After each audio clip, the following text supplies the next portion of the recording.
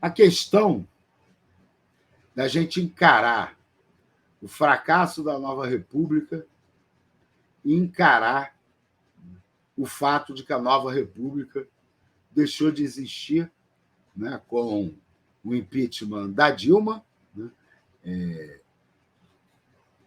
é fundamental também, eu acho, para a gente entender onde nós chegamos e para a gente poder construir uma saída, né, para esse local onde nós chegamos, esse estado de coisas em que nós chegamos. Então, gente, eu vou compartilhar aqui com vocês, né, a tela. Dessa vez não são notícias de jornal, mas são alguns dados, né, que eu achei importante trazer para a gente discutir um pouco. Primeiro, se a nova república fracassou ou não. Olha só.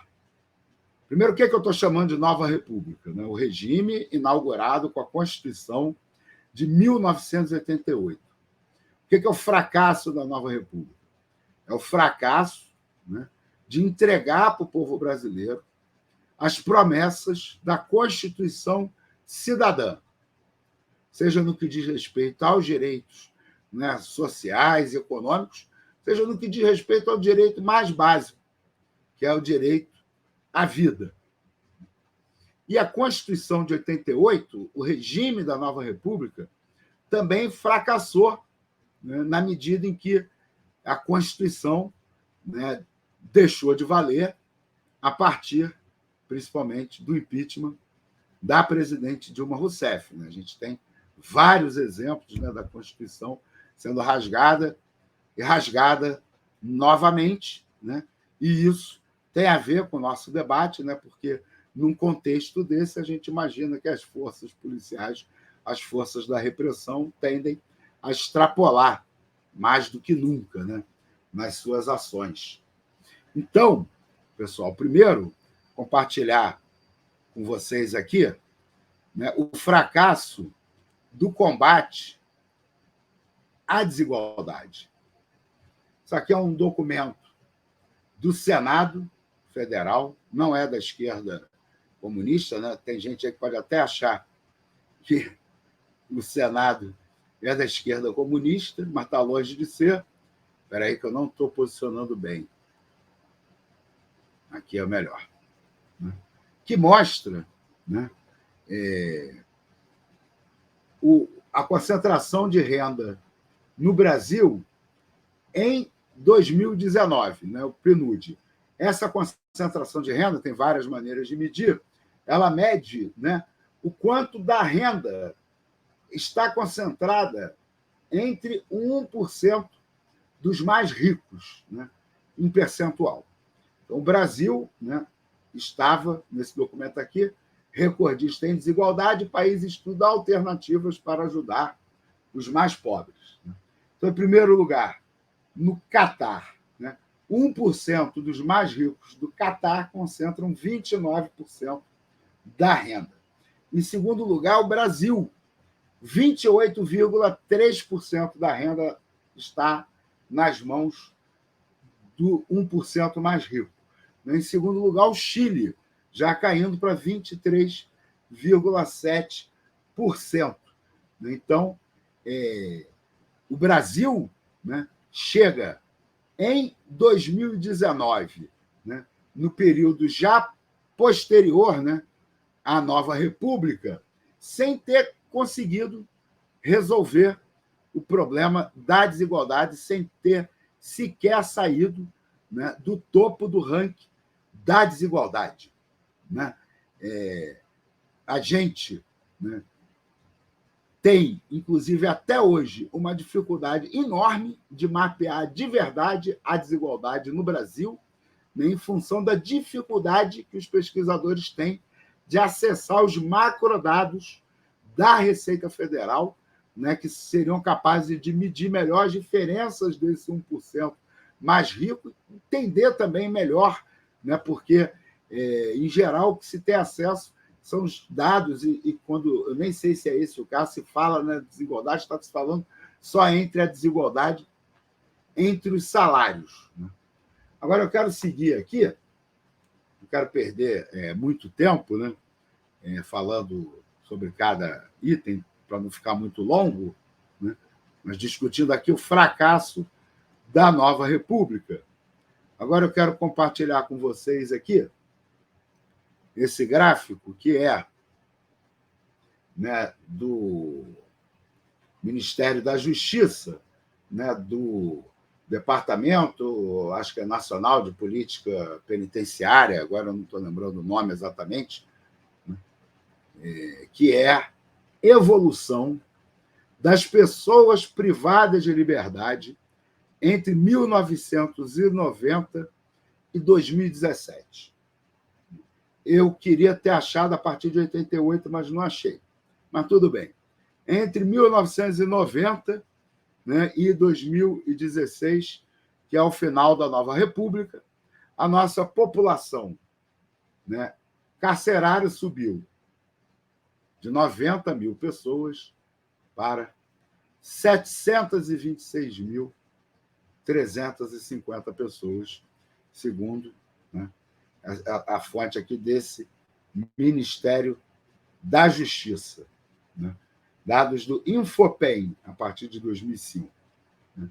Então, se a gente pega, né, o período da nova república, né, a gente tem um crescimento, né, da população penitenciária muito maior, né, do que o crescimento da população, né, e para, né, o choque total de muita gente, né, o período de maior crescimento é justamente, né, o período do PT na presidência da República. Né?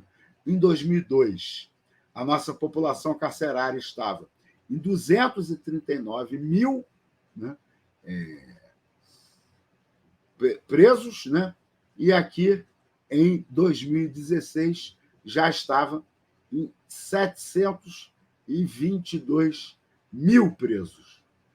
Então, brutal, né, o crescimento do encarceramento, né, durante o período do PT na presidência da República. Né?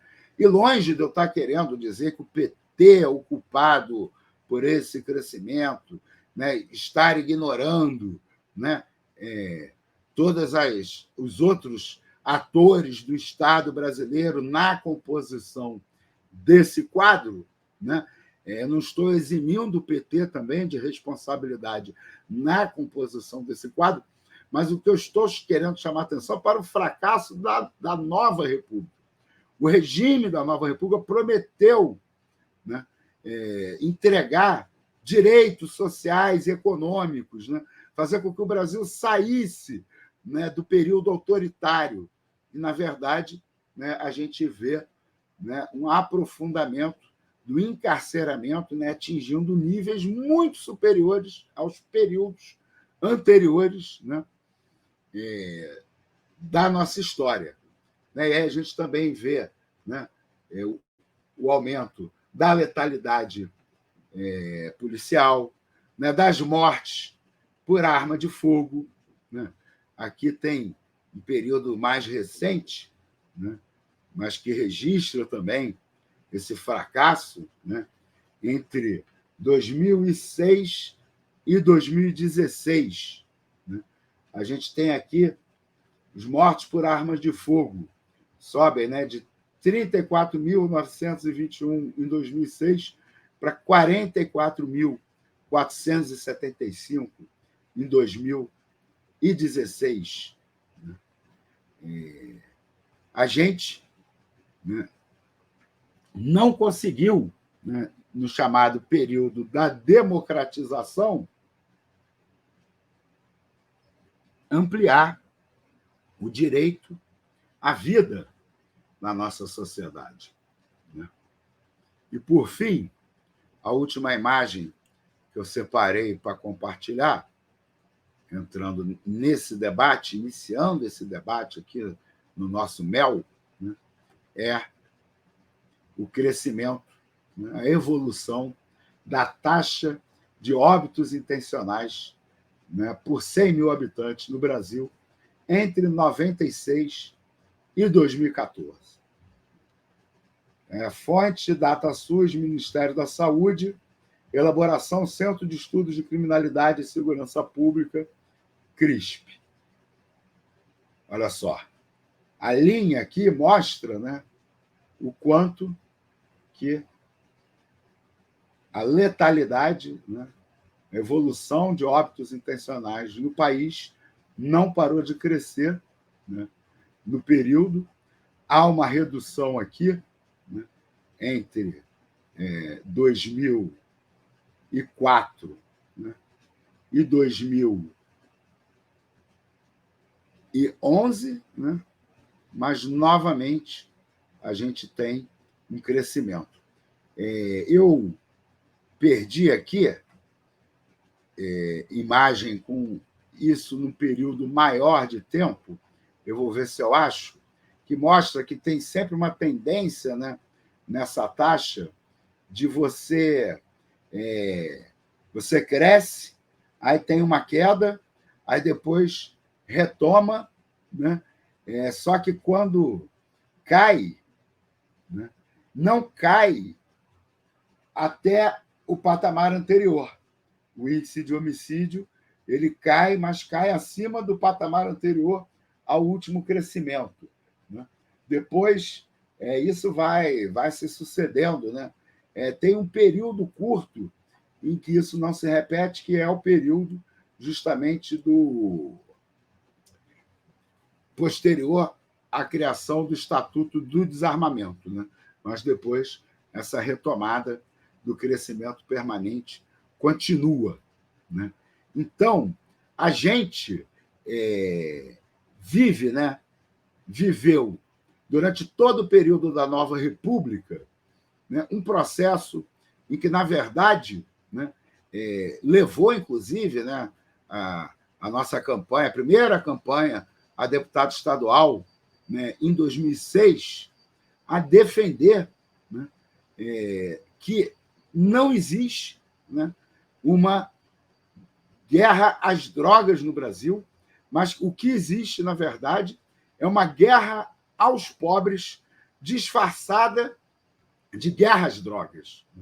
O balanço da Nova República, na verdade, é o balanço do azeitamento dessa estratégia de criminalização da pobreza, usando, né, o guarda-chuva, né, da guerra às drogas como, né, uma operação perversa, né, que, ao mesmo tempo, cria um discurso, né, que legitima esse massacre, né, e, ao mesmo tempo, cria uma economia clandestina e ilegal, né, que atrai os mais pobres, né, os mais miseráveis, né, para vestir a carapuça, né, do estigma de matável na nossa sociedade. Então, é muito importante, né, quando a gente olha, né, o desenvolvimento da política de segurança pública, da política de drogas, né, quando a gente vê esses números, né, a gente percebe que, na verdade, o regime da Nova República ele acabou sendo um regime, né, de profunda militarização e intensificação dos mecanismos, né, de controle violento, né, da população mais pobre do nosso país. A Nova República, longe, né, de universalizar direitos, de acabar com a pobreza, né, de inserir as famílias brasileiras, né, num contexto de bem-estar social, ela, né, foi um retumbante fracasso. E é muito importante entender isso, inclusive, né, para entender a crise da Nova República. A crise da Nova República tem como marco as grandes manifestações de 2013. E não é possível, né, entender a realidade brasileira se a gente fica atual, se a gente fica, né, acreditando que um movimento como o de 2013, né, foi um movimento que não tinha razão de ser, que não tinha por que acontecer, que só pode ter sido produto, né, da conspiração da CIA com o Guilherme Boulos, né? Recentemente, eu, com todas as críticas que eu tenho ao Boulos, né, fiquei, né, indignado, né, com o Boulos sendo acusado por petistas, né, de ser um agente da CIA infiltrado, né, que em 2013 criou o movimento Não Vai Ter Copa para produzir, né, a queda do governo do PT. Né? Na verdade, eu não acredito que conspirações produzam movimentos de massa com o caráter de 2013. Não acredito. Né?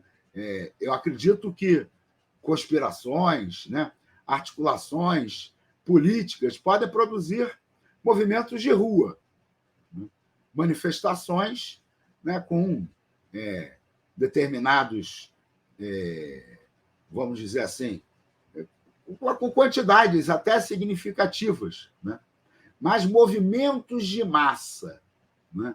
Como os movimentos de massa da Argentina em 2001, o movimento de massas, né, do Brasil em 77, em 84, né? Até o movimento do impeachment do Collor eu não vou colocar na mesma categoria, porque foi grande, mas eu acho que não teve o mesmo peso, né, como 2013, né, como no Brasil 84, 2013 tiveram, né, movimentos de massa. Na Primavera Árabe, né, se a gente olha com mais atenção, tem movimentos de massa legítimos, principalmente que fazem explodir a Primavera Árabe, mas tem outras coisas ali que não envolvem massas, né, como, por exemplo, na Líbia, foi já uma movimentação de paramilitares, né, não teve uma explosão de massas na Líbia. Na Síria teve, né, explosão de massas e envolvendo parte das Forças Armadas desde o início. Mas explosões de massa, elas são produzidas, né, pela insatisfação legítima de povos que estão enfrentando duríssimas dificuldades na vida, né, que têm razões reais e concretas, né, para se rebelar, né, para se indignar. Né? Então, eu queria encerrar, vamos dizer assim, esse capítulo introdutório, né, da reflexão sobre, né, o fracasso da nova República, né, com essa reflexão, para entendermos, né, daqui para frente, com clareza, com tranquilidade, precisamos reconhecer o fracasso da nova República. E precisamos, né, construir uma resposta à crise nacional que dialogue com esse sentimento legítimo do povo brasileiro de que estava tudo errado mesmo, tem que mudar, as coisas precisam mudar. Porque, senão, a gente pode até, né, alguns podem até conquistar vitórias eleitorais pontuais, né? Outros podem até conquistar alívio, né, com vitórias táticas que afastam, né, o mal pior. Mas a gente vai continuar a conviver, né, com o gravíssimo problema de não ter um programa político adequado para enfrentar os problemas estruturais da nossa sociedade. E o período histórico daqui para frente tende a ser um período já muito mais conturbado do que os períodos anteriores, em função, né, do colapso ambiental e, né, do agravamento da crise econômica, né, do capitalismo, em função desse colapso ambiental.